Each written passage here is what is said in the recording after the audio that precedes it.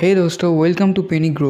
इस वीडियो में हम शॉर्ट में ये देखने वाले हैं म्यूचुअल फंड और इंडेक्स फंड में लॉन्ग टर्म के लिए किस में इन्वेस्ट करने का।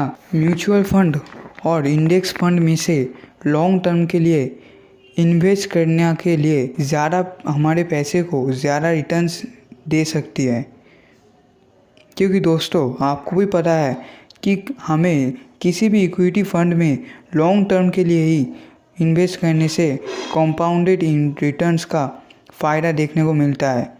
इस वीडियो में हमने एक XYZ म्यूचुअल फंड का एग्जाम्पल ले लिया है, तो हमें एवरेज 18% का CAGR रिटर्न देती है, जिसका एक्सपेंस रेशियो है 1%।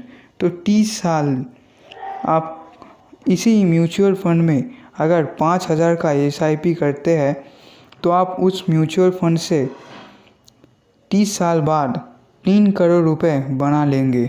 अगर आप वहीं सेम 5,000 रुपये मंथली अमाउंट कोई भी सिंपल सा इंडेक्स फंड में या फिर ETF में 30 साल के लिए इन्वेस्ट करते हैं, जिसमें आपको एवरेज 15% का ही CAGR रिटर्न मिलता, तो 30 साल बाद आपकी टोटल वेल्थ बनती 3.5 CR का। इसमें आपका टोटल इन्वेस्टमेंट रहा 1.8 CR का।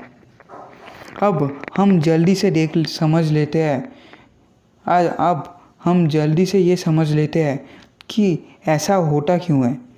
असल में जब भी हम कोई भी फंड में इन्वेस्ट करते हैं या फिर इन्वेस्ट करने के बारे में सोचते हैं, तो हम एक चीज़ को हमेशा इग्नोर कर देते हैं, वो है एक्सपेंस रेशियो, जो है इस म्यूचुअल फंड के लिए 1%।